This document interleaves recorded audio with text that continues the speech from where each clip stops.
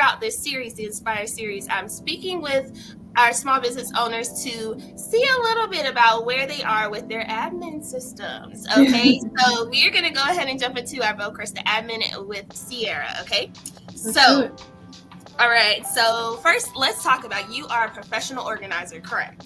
Yeah. So what are some systems that you have in place? So that's by booking, by scheduling. What's some systems that you use in your business, in your small business? Yeah, so some systems that I use. One, my website is through WordPress, and WordPress allows me to have a lot of different resources to just stay organized and stay structured. But outside of that, I also use a CRM as well, which I'll touch on. But to start off, WordPress, basically I use my email inbox through WordPress, and then also through Honeybook, which is my CRM. That's where clients and customers are able to fill out my contact form, book a discovery call, and be able to book sessions. That also integrates into my website, and so it keeps things flowing pretty well, keeps everything on track and structured and a seamless process so that there's not much stress on my end as well. Yes, and I've used both of those as well, WordPress and for Honeybook. I think Honeybook is very, very underrated, especially if you're someone that does contracts and has to have people come in and do information like what you do. So that's a great one, and WordPress is very, very easy, I feel like, for you to be able to use. Do you feel the same way? I do.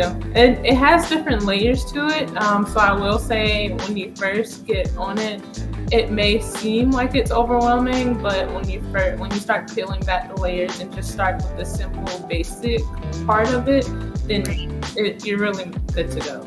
Yeah. I absolutely agree. Awesome. Okay, so next, what are 3 things you absolutely must have to run your business? Like your top 3. If you don't have these, there is no nicer place to work.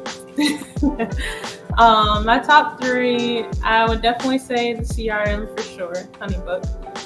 That, like I said, that keeps me in alignment, keeps me focused, keeps me ready to go, but also keeps me closely attached to people who are reaching out constantly and being able to follow up with them easily. I'll also say my Google business page. That, of course, is a place where even outside of the outreaches that I do personally and outside of social media and posting content on there, my Google business page is a place to be able to gain more clients, gain more reach, gain more exposure. So it's definitely the next step, a next level to be able to get my name and nicely placed organizing out there. And so that's super important. And then I will honestly say social media. I know a lot of people sometimes social media can seem to a lot of people like a burden, but at the same time, it's all about finding out why you're on social media, what you want to display, what you want your brand to be about, and then going from there and making it work for you. Because we live in a day and age where technology is not getting any less. So we have to be able to show up. We have to have that digital proof digital proof and social proof to be able to translate that over to people who want to potentially work with us and just people who want to build community with us as well. So those are my 3. Those are such good 3 things, and I'm glad that you hit on social media as well, because I see the posts all the time. I'm talking to my clients all the time about how, if I didn't have to worry about social media, and of course social media management is something that you can have as something that you source out. It's something that I do for my clients, but still being involved is really important, because understanding the trends of what people are interested and not interested in, and as technology and social media progresses, that personal aspect is actually quite important to people. So seeing that there's a person behind those social media pages, in your business pages, understanding that there is that personal connection that's there, and you're not just trying to throw stuff out to them. It's really, really good. So, okay, perfect. All right, we're going to keep moving, because I will get started on a whole tangent. But our last question for you is, on a scale of 1 to 10, how would you rate your admin systems, your back-end systems? How would you rate them right now?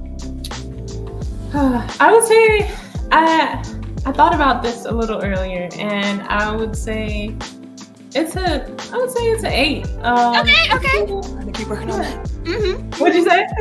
We're gonna keep working on that. Yes. Yes.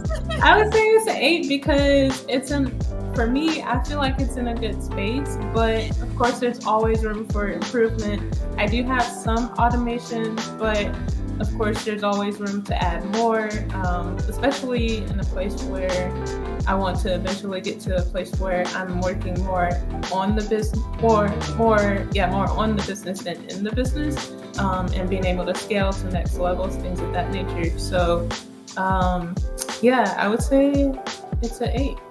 Yes, and I always am joking with everyone about this. I said we're gonna work on that, but honestly, if you're a small business owner that is not outsourcing anything to another person and does not have a team, being around an 8, 9, 7 is really, really great, because A, that means that you're actually paying attention to what's happening to your backend systems. But B, also, there's only so many things you can do at one time. So being able to put your head in multiple different spaces and keep everything flowing, being an 8 is solid. So but yes. Thank you.